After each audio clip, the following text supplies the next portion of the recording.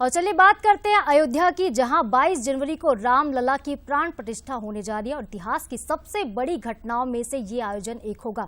इस आयोजन में सब अपनी अपनी तरह से योगदान दे रहे हैं। एक ऐसे ही व्यक्तित्व आज हमारे साथ स्टूडियो में जुड़ रहे हैं। नाम है मदन मोहन समर जी, जो कि बाय प्रोफेशन तो भले ही एक सीनियर पुलिस के ऑफिसर हों, लेकिन इनकी एक अलग पहचान है, वो है कवि के तौर पर। और अपनी इसी विधा से वो ऐतिहासिक क्षण के साक्षी भी बन रहे हैं। तो उनसे खास बातचीत करेंगे हमारे news head Sharad Dwivedi ji. Over to you sir. बहुत शुक्रिया साधना। और चौधरी मदन मोहन समर जी के बारे में मैं बता दूं कि भोपाल में वो एक महत्वपूर्ण दायित्व वरिष्ठ पुलिस अधिकारी का तो निभा ही रहे हैं, लेकिन बहुत कठिन होता है अपनी संवेदना को पूरी संवेदना के साथ इस निर्मम जगत में, मैं निर्मम जगत शब्द प्रयोग कर रहा हूं, वहां जीवित रखना। उनके साथ अब ये भी एक दुर्भाग्यपूर्ण घटनाक्रम रहा कि उनके साथ प्रकृति के भी कई सहचर उनके साथ रहते थे। उनका प्रिय तोता टुन्नू, जो एक दुर्घटना में मुझे लगता है 1-1.5 वर्ष पहले अब उनका साथी नहीं है। लेकिन चौधरी साहब जहाँ भी पोस्टेड रहे वहाँ प्रकृति से, क्योंकि किसान पुत्र हैं वो, और प्रकृति से उनका एक अभिन्न नाता रहा। चाहे वो नदी हो, चाहे वो हरितिमा से आच्छादित वृक्ष हों, या फिर पशु पक्षी हों, ये सब उनके लेखन में भी झलकते हैं। और इसी के साथ भारतीय सनातन परंपरा के भी एक गंभीर स्कॉलर, अध्येता के तौर पर मैं उनको देखता हूँ। लेखक तो वो हैं ही, चाहे कहानी की बात हो, कविता की बात हो, इन सब पर उन्होंने अपनी कलम को साधिकार चलाया है। और नवीं बार वो ऐतिहासिक लाल किले का जो 26 जनवरी का एक कवि सम्मेलन है, जो ऐतिहासिक कवियों की उपस्थिति का साक्षी है, दद्दा की हम बात करें या फिर हम रामधारी सिंह दिनकर जी की बात करें, अद्भुत जिनकी स्वर लहरी की मैं क्या बात करूं, तो नवी बार वो इस बार भी आमंत्रित हैं। तो चलिए सीधे आपकी मुलाकात कराते हैं चौधरी मदन मोहन समर साहब से। बहुत स्वागत करता हूं सर आपका। कैसे हैं आप? जी, सबसे पहले तो चूंकि प्रसंग अयोध्या का है और आपको हमने हमेशा देखा और सुना और समझा है कि जिस तरह से आप अपने ओजस्वी रूप में प्रभु श्री राम और भारतीय सनातन परंपरा के शाश्वत सुरों को समेटे रहते हैं, किस तरह से आप इस ऐतिहासिक पल को देखते हैं कि अयोध्या में अब 500 वर्षों के बाद ये सुयोग आया है कि वहाँ भव्य मंदिर और सनातन परंपरा का एक अद्भुत प्रतीक साकार रूप ले रहा है। जी जी। सभी को मेरी ओर से बहुत बहुत शुभकामनाएं, नववर्ष की भी और 22 जनवरी की भी। जी जी। जहाँ तक अयोध्या आंदोलन की बात है और आज जो राम मंदिर का निर्माण पूर्ण होकर वहाँ पर रामलला विराजित हो रहे हैं, ये एक ऐतिहासिक पल है। और इसके लिए जो पूरे विश्व में राम के अनुयायियों की भावनाएं हैं, वही मेरी भी भावना है, क्योंकि राम सर्वव्यापी हैं और हम राम के हैं। तो ये ऐतिहासिक क्षण है और निश्चित रूप से इसमें कहा जाए तो आनंद अश्रु प्रवाहित होने का समय है। हर आंख से आनंदमय अश्रु प्रवाहित हो रहे हैं कि ये अवसर हमारे सामने हम लोगों के रहते हुए आ रहा है। ये बड़ी बात है। बिल्कुल आपने ठीक कहा। मैं आपकी कविताओं को देखता हूँ या फिर मैं देखता हूं कि जब आप लेखन के अपने शाश्वत एस्पेक्ट के साथ सामने आते हैं, तो उसमें नदी भी खनकती है, उसमें वृक्ष भी नजर आते हैं, उसमें पशु पक्षी भी दिखते हैं। प्रभु श्री राम का चरित्र तो इसका एक जीवंत प्रतिमान है कि वो जहां भी रहे प्रकृति के इन तमाम पहलुओं को उन्होंने बहुत गरिमा से न सिर्फ सम्मान दिया, बल्कि एक मैसेज भी किया उन्होंने कि अगर हमारी रक्षा होनी है तो पहले इनकी रक्षा होनी है। और वनचरों को तो उन्होंने अपना साथी ही बनाया, चाहे वो वानर रहे हो या भालू। तो प्रकृति की ये जो अभिन्नता है, इस पर आप क्या क्या सोचते हैं? जी देखिए, जहां तक मनुष्य के जीवन के लिए अगर सबसे महत्वपूर्ण कोई अगर सृष्टि के अंदर आवश्यकता है तो वो श्वास है। और श्वास के लिए ये आवश्यक है कि हमारे पास ऑक्सीजन हो। जब ऑक्सीजन चाहिए तो हमें वृक्ष और पशु पक्षी जो हैं वो इस सृष्टि का एक अंग के रूप में हमारे साथ सहचर के रूप में हैं। जी। तो प्रभु श्री राम जब जंगल में गए हैं या वन गए हैं तो उन्होंने प्रकृति को, जल के कलकल को, नदियों को, झरनों को, पशु पक्षियों को जिस तरह से अपने आसपास रखा है और उनको महत्व दिया है, तो यही आज हमारे लिए भी अनुकरणीय है कि हम पर्यावरण की रक्षा जो है, जैसे मेरी एक कविता काफी आप लोगों ने सुनी होगी, जी, अपना किससे बैर रहा है, एक बरगद जो है वो 4 लेन सड़क के किनारे खड़ा हुआ है और वो कटने के लिए तैयार है, तो वो ये बोल रहा है कि मेरा किससे बैर रहा है, और वो अपनी जो व्यथा बताता है, वो मेरी कविता के अंदर आप लोगों ने पढ़ी है या जिन लोगों ने सुनी है वो उसको जानते हैं। आप कुछ उसकी पंक्तियां अगर आपकी स्मृति में हो तो। हाँ, उसमें मैं बरगद हूं नहीं हुआ हूं बूढ़ा, मैंने तरुणाई भर पार करी है, छुआ नहीं है जूट जटाओं ने धरती को, रंगत मेरी हरी भरी है। इस तरह से वो कविता है। और उसमें आखिर में है कि बोलो किसको याद रहेगा, यह बरगद बलिदान हुआ था, कितना लहू लुहान हुआ था, इसकी लाश उठाई थी तब 4 लेन निर्माण हुआ था। क्या बात। तो हम विकास तो कर रहे हैं, विकास आवश्यक है, लेकिन ये जरूरी है कि हम प्रकृति के साथ संतुलन कैसे स्थापित करें। अगर हम शर्त रखते हैं कि विकास के लिए एक वृक्ष को काटा जा रहा है तो उसकी जगह 10 वृक्ष लगाए जाएं, तो 10 वृक्ष उसी कैटेगरी के लगाए जाने चाहिए। वहां बोगनवेलिया और कनेर के पौधे लगा के वो 10 की गिनती पूरी ना करी जाए। अगर एक बरगद काटा जा रहा है तो 10 बरगद लगाए जाने चाहिए, एक आम काटा जा रहा है तो 10 आम लगाए जाने चाहिए, तब हम उसको बैलेंस कर पाएंगे। क्योंकि उतना समय, अगर आप 100 वर्ष का एक पेड़ काटते हैं और आज एक पेड़ को लगाते हैं तो कम से कम 10 साल तो उसको बढ़ने में लगेंगे।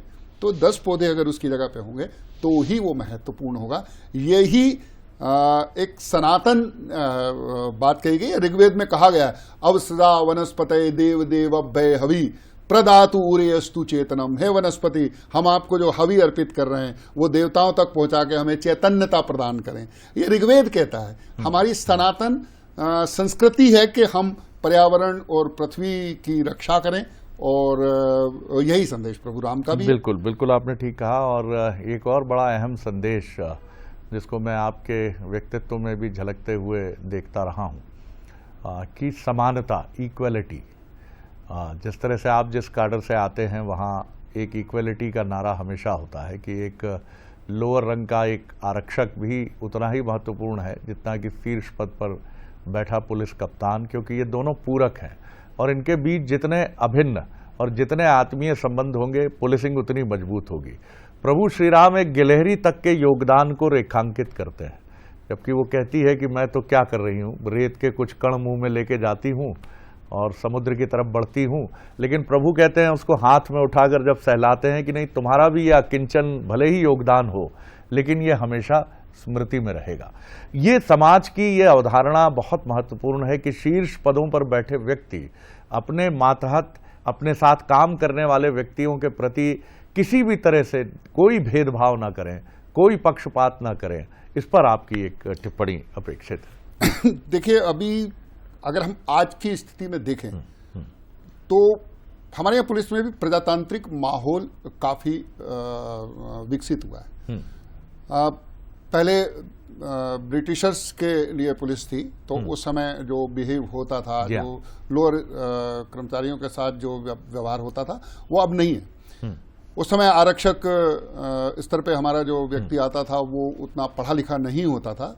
लेकिन आज की स्थिति में अगर हम देखें तो इंजीनियर, MBA और उच्च शिक्षित युवक जो हैं वो कांस्टेबल बन रहे हैं और वो पूरी शिद्दत के साथ अपना काम पूरा कर रहे हैं और टेक्निकली वो स्ट्रांग हैं। वो सम्मान, वही सम्मान चाहते हैं जो वो दूसरों को सम्मान दे। तो ये एक द्विपक्षीय स्थितियां हैं।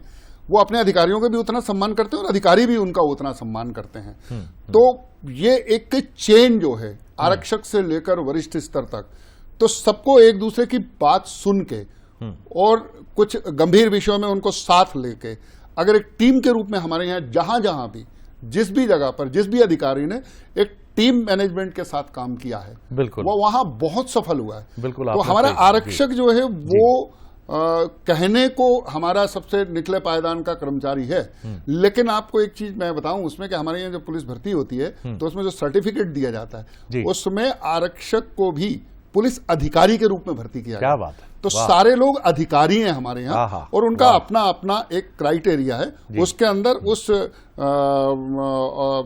ऑरा के अंदर वो अपना काम करते हैं और अपना बेस्ट परफॉर्मेंस देते हैं, जिसका परिणाम आपके सामने है कि आज हमारी पुलिस जो है वो लोगों के बीच में काफी लोकप्रिय भी हो रही है। वो स्थितियां नहीं बची जो आज से 10-15 साल या 20 साल पहले हुआ करती। बिल्कुल, आपकी पुस्तकें मैं देख रहा हूँ, सियालकोट की सरहद, या बात करूं मैं काव्य संग्रह जो आपका है जीवन में कुछ और बहुत है, या आपका ये कहानी संग्रह है पानी की परत।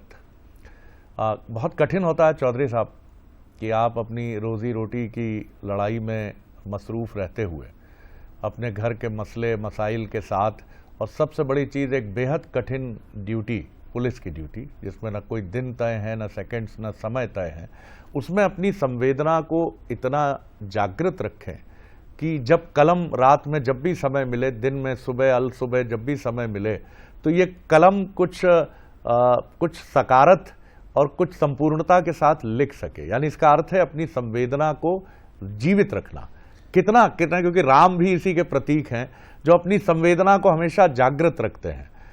जब लक्ष्मण जी को शक्ति लगती है तो उनके आंसू सबको चमत्कृत करते हैं कि हे प्रभु ये कौन सी लीला है, आप तो प्रभु के अवतार हैं, लेकिन ऐसे रो रहे हैं आप इस समय कि जैसे दुनिया ही लुट गई हो आपकी। जी, असल में मुझसे कई बार ये प्रश्न किया जाता है और मेरे सामने आता है कि पुलिस अधिकारी होके कविता जैसे संवेदनशील मुद्दा, तो पुलिस भी तो संवेदनशील है। सही बात। जी, इसका उत्तर मेरा जो मैंने सोचा और मैंने कई जगह कहा भी है उसको कि पुलिस एक कठिन कविता है। वाह। जिससे उसके व्याकरण और छंद के अनुसार आपको जीना है। जिस तरह आप कविता में हैं उसी तरह पुलिस के भी अपने व्याकरण और छंद हैं। जी, आप गुनगुनाइए तो उन छंदों को। एक पुलिस अधिकारी के रूप में वर्दी पहन के आप ग्रास रूट तक तो जाइए, आप देखेंगे कि आप लोगों की कितनी मदद कर सकते हैं।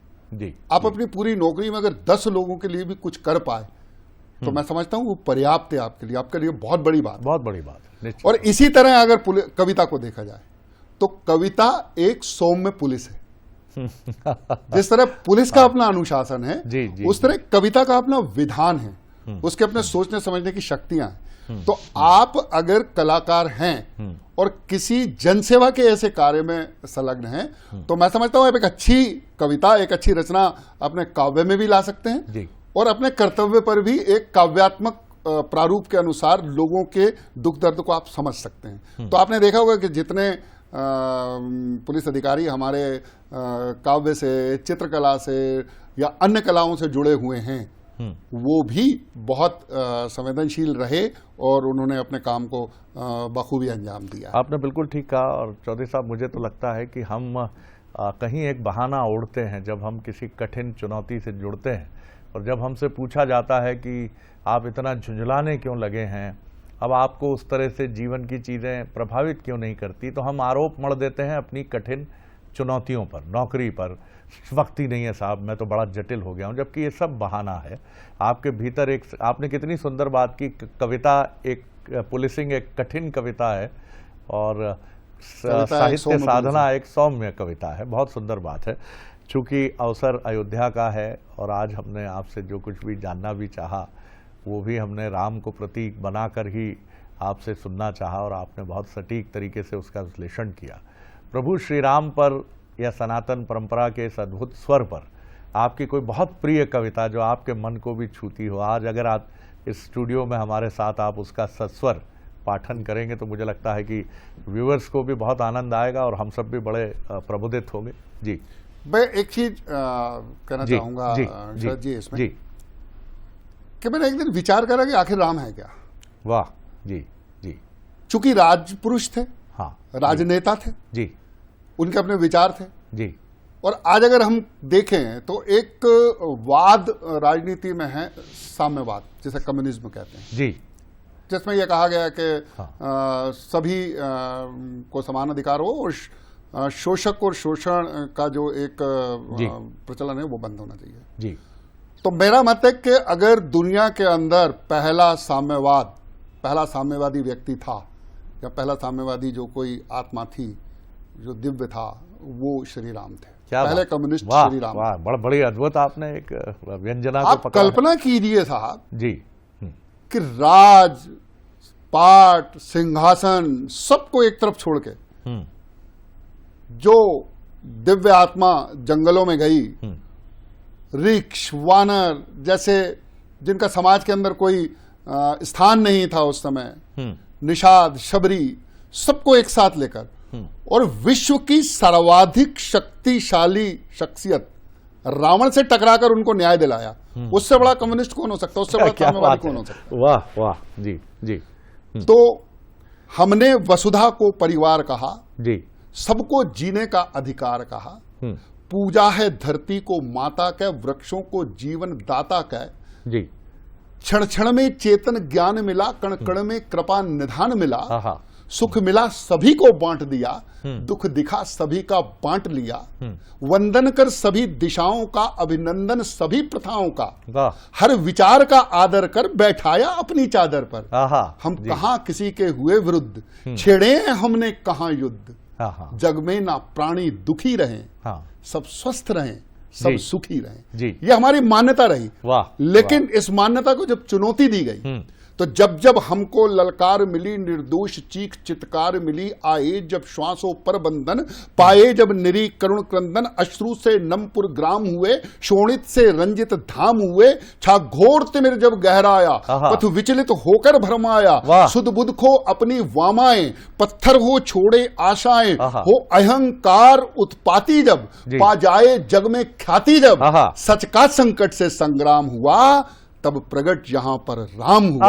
तब प्रगट यहाँ पर राम हुआ, तब प्रगट यहाँ पर राम हुआ। तो कौन है राम? जी। वैभव से मुक्त परम वैभव, तजना हो जिसको सब संभव, जिसको किरीट से मोह नहीं, लिप्सा में लिपटा द्रोह नहीं, निर्बल के लिए सशक्त राम, अपने हर सुख से विरक्त राम, शबरी का टंकित शोध राम, केवट का अंकित बोध राम, होने हर क्षण के राम रचे, कल पुरजे तन के राम रचे, अपने मन में संतोष रखो, भरपूर राम से कोश रखो, बिन राम श्वास का व्यय कैसा, जब राम साथ तो भय कैसा, जब राम साथ तो भय कैसा, राम साथ तो, जब राम साथ हो तो फिर भय कैसा।